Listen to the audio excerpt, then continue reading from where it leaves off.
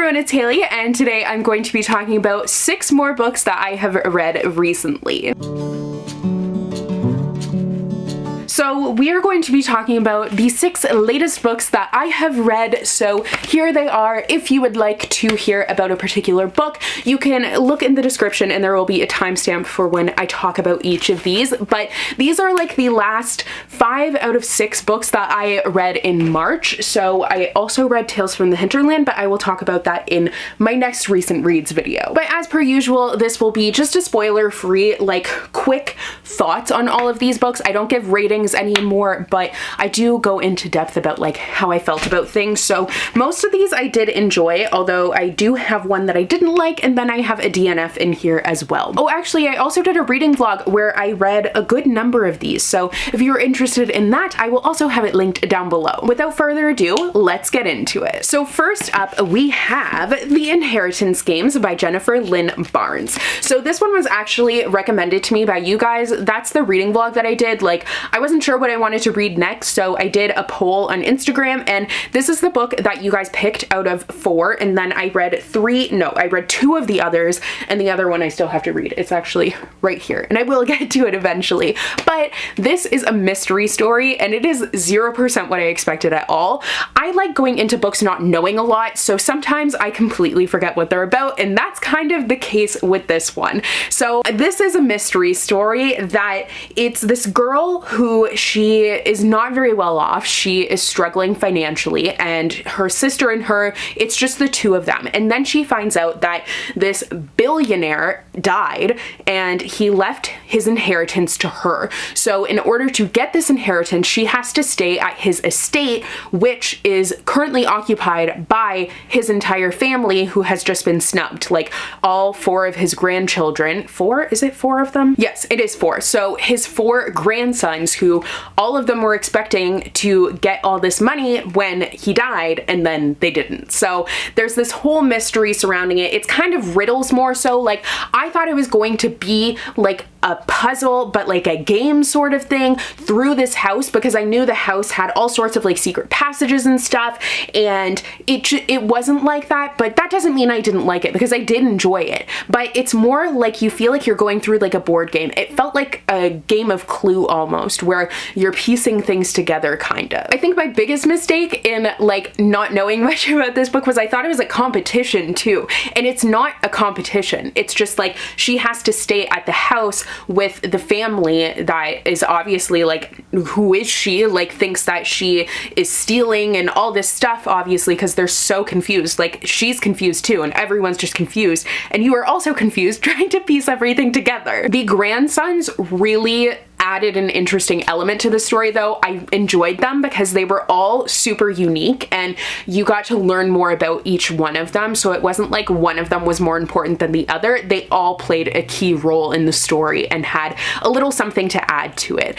But this is really a book where, like, it's just a bunch of questions, and you keep on adding questions on as you get answers. And obviously the biggest question that is throughout the entire story is why? Like, why did he leave this money to her? Why didn't he leave it to the family? And you're following along as the main character is trying to answer that question at the same time. She is really confused, and I did feel like she kind of just was like, oh, okay, like, I don't know. I guess you don't expect to be in that situation, and like, obviously you're not going to turn down the money, but in the same way, like, I felt like she kind of just like went along with it and like integrated into life. And I guess she did have struggles, but I kind of struggled a little bit with the suspension of disbelief here, and maybe in the sequels I will get answers to that. So I will read the sequel. I know there's at least one more book. I'm not sure if there's more than that, but that book is coming out maybe in 2021. I don't actually know for sure. I know the cover's blue, but I felt like this did leave like enough questions for a sequel,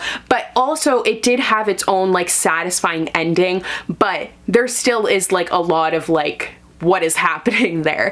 Now, there were certain things that I kind of like felt like I knew where things were going and I could predict it, and it did end up being a thing, what I'm thinking of, but it played out in a different way, and I kind of liked that it was subverted a little bit. I don't really know how I didn't see that coming, because like when I think about it now, I'm like, that is kind of obvious, but I mean, it was interesting. The setting of this was really interesting as well. It provided a really cool backdrop for all these puzzles and riddles.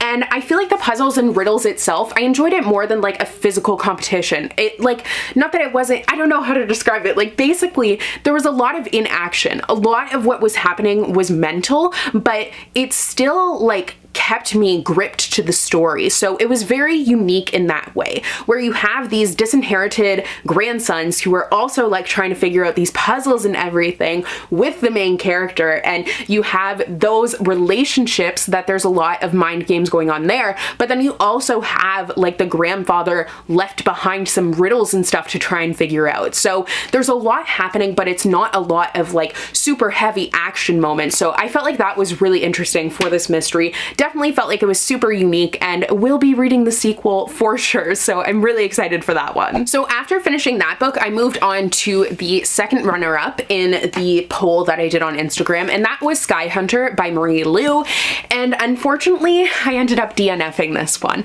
I'm really sad about it because I love Marie Lu and I have enjoyed a lot of her writing before, but there was just something about this one that I never quite connected with. So I got 50% of the way through this one and then decided that I had had enough because I really didn't want to pick it up. Like, I wanted to see it through in the sense that I love Marie Lu and like I just felt like I should finish it, but I was kind of dreading reading it, and that's why I was like, okay, I guess I have to DNF it, which DNF means did not finish, by the way, in case you're confused. I like really can't exactly pinpoint why this didn't work for me.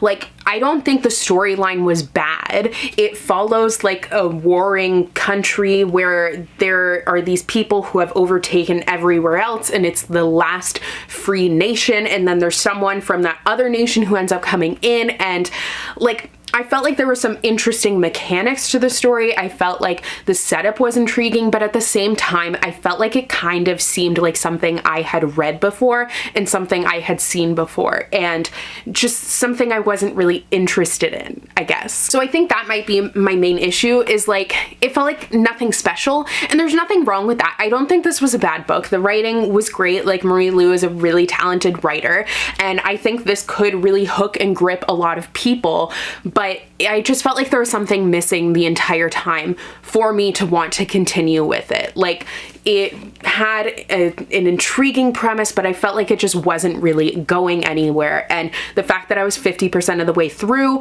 I kind of wanted more to have happened and to see more of where the story was going to end up. The cover, though, is like absolutely beautiful. I will say that. Now, to be fair, this does kind of deal with zombie-esque creatures. Like, these monsters on the outside are people that were previously like human, and then they end up getting bitten, and then they turn into this zombie thing. And I'm not a huge fan of zombies. It's zombies in like a really different way, but at the same time, I really struggle with the zombie storyline.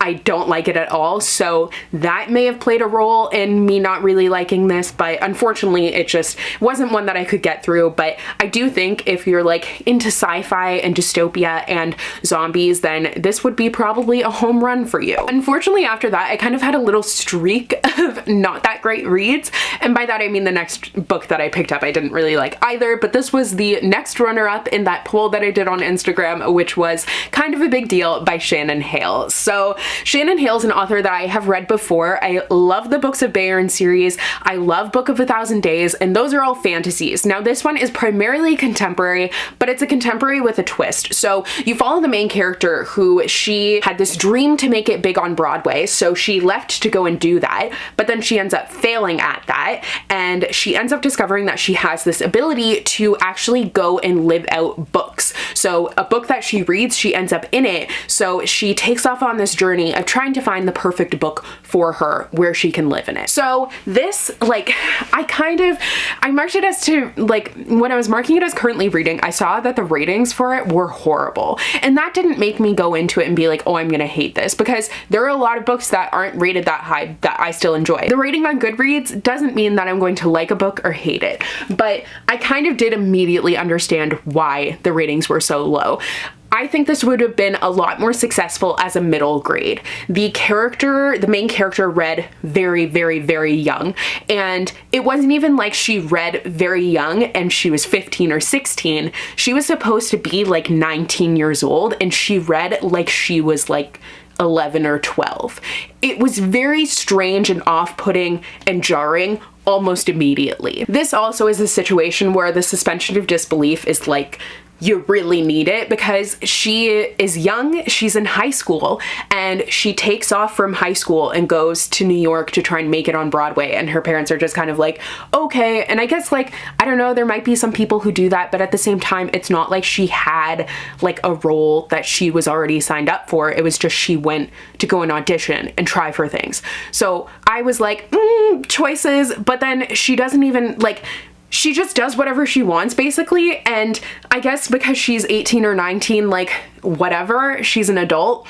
But at the same time, since she read so young, it was weird. And it also was doubly weird because she was a nanny. So she reads like a child, and then she's also taking care of a child. And it just was like strange. So the other thing is that I felt like you never found your footing in the like contemporary, her real life parts, and then you were just thrown into these different stories that didn't really add that much to it. The concept sounded really interesting, but I think the execution was a bit lacking in my opinion. You just like never got that much information about the main character, and you never got to connect with her. It was all so base level, so then I just didn't really care when she was going through these stories. It just made it like, I don't know, I felt like I was in a whirlwind, and I was like, what is even happening? I did read it really quickly, so that was a positive, but that was like kind of the only positive. Like, I'm super sad, but like I really didn't like this one. There also was like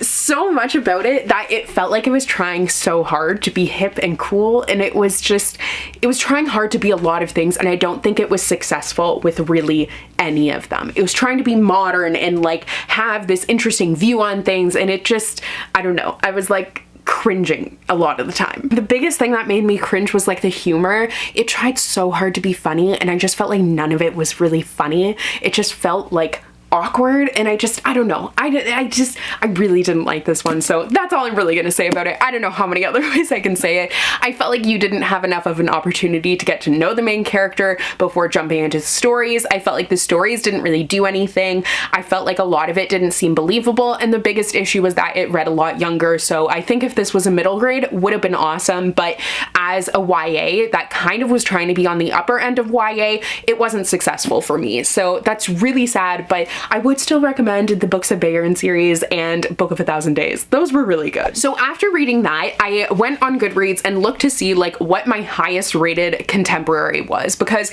as much as I say like ratings don't matter because I don't always agree with them, I do sometimes, like, I use them as a gauge if I'm looking for something that I'm going to enjoy, and I did that because I had had a couple of bad reads, so I wanted to have a better chance of enjoying what I was going to read, basically. So the highest rated contemporary that I had was Today, Tonight, Tomorrow by Lynn Soloman. So this is actually a book that I didn't even pick up myself. It was sent to me unsolicited by the publisher, but I'm so glad that they sent it to me because I had a great time with reading this one. So this is an enemies to lovers story, and it's an academic enemies to lovers story. So these two characters, they are like perfectly matched academically, and they are constantly in competition with each other. And the last competition that they have is for valedictorian, but then there's actually, that's not really the last one, because there's also this competition where they go on this scavenger hunt around Seattle that their senior class does, and whoever wins the scavenger hunt, like, I don't know, well, actually there was like a scholarship or something that you win, basically. It's not like a scholarship, but you get money. So it is in between that period of graduation and like their last day of high school, and I think this story really did enemies to lovers well. That's not generally a trope that I like that much, but I felt like in this case I totally understood why they were enemies. Like, that's usually my biggest issue, is I don't see a good enough of a foundation for the enemies part and then them just switching to liking each other, and it always just bugs me. And I guess it's probably because, like, if I don't like someone, I just don't like them. Like, there's no way I'm gonna fall in love with them. So the angst there does nothing for me. I know it's really popular for a lot of people, but it doesn't appeal to me. But in this case, I understood, like, they're academically competing. It completely made sense. And I also felt like their characters seemed so compatible at the same time, because they both like have the same values and care about the same things, and it was just really lovely to see them make that transition, and I felt like it was seamlessly done and super believable. I also really loved how well it dealt with that transitional period between high school, grade 12, and going to university. Like, I totally feel like that is a period that I've only read a couple of books that deal with it, and it's a very scary time. You're like, what now, kind of. Like, I mean, I think it's even scarier when you graduate from university and you're like, absolutely, what now? Because you're done with school and you have like no clue what to do with your life. But it still is weird going from high school, where you have a lot of things are laid out for you, to the freedom of university. So there's also like a lot of decisions that you're expected to make at such a young age, and I liked the discussions that happened surrounding that with these characters. I loved the scavenger hunt around Seattle. I thought that was such a cute addition and a really fun backdrop to the story. It was really interesting to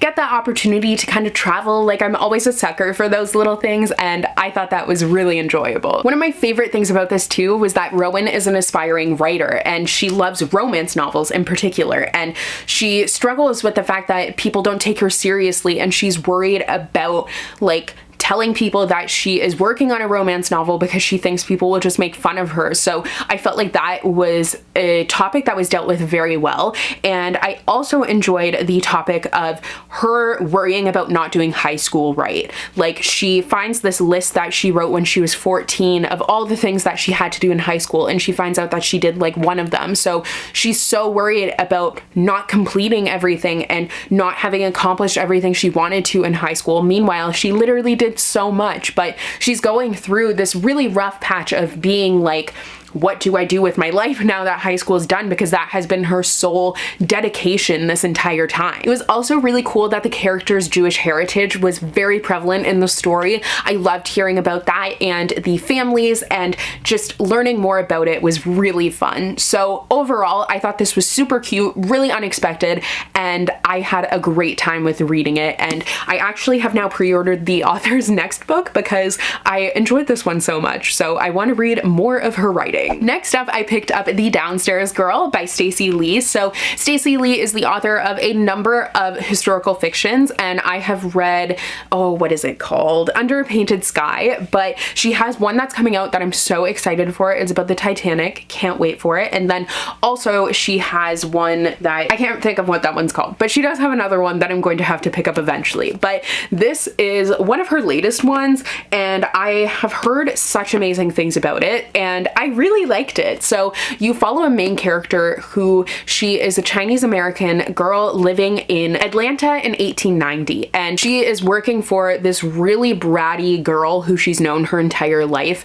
as her lady's maid during the day, but at night she is Miss Sweetie, who is, I guess it's called an agony aunt. I had never heard of that before, but it's like an advice column where she is giving advice to the Southern genteel lady, but she uses the success of it to critique society and its treatment of people of different races and women, and it's just so, like, so cool. So then there ends up being like a lot of people want to know who Miss Sweetie is, obviously, and she has to deal with the fallout from that. I enjoyed this a lot. I do think it was trying to do a lot. Like, the plot kept on kind of going this way and that way and whatever, and I felt like the kind of witch hunt, if you will, for Miss Sweetie, I felt like it was going to be more of a prevalent topic, but it wasn't so much. There was a lot of questions around heritage that were more at the forefront, which was unexpected, but that doesn't mean that I didn't like it. Like, I just really enjoyed the Miss Sweetie part. I thought it was really fun and very well done. The critique of society and how all these Southern women are like completely scandalized by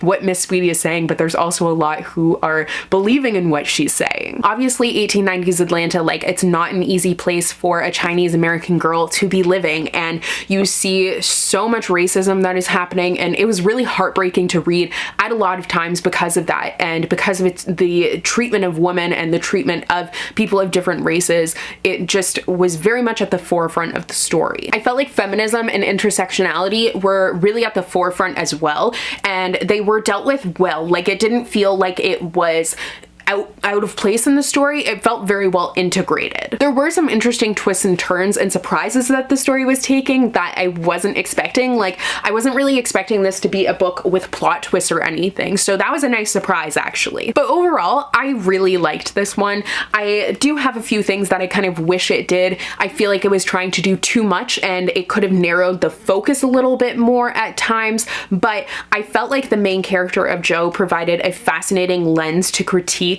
society through, and I loved that her character did that so much. And I wish we had a little bit more of the Miss Sweetie plotline, but I really liked it all at the same time. And finally, I finally read When You Were Everything by Woodfolk. I have included this on so many TBRs recently, like it's not even funny. It has been on literally like every single one, and I am so glad that I finally read it. So this is a story all about a friendship breakup, and you have these two girls who used to be best friends for their entire lives, and then something ends up happening and they end up losing that friendship. And I have said it before and I will say it again, I think friendship breakups are something that should definitely be written about in all age ranges way more, but also particularly in YA, because that is something that you deal with a lot at that age. Like middle grade YA, I feel like it should be more of a topic.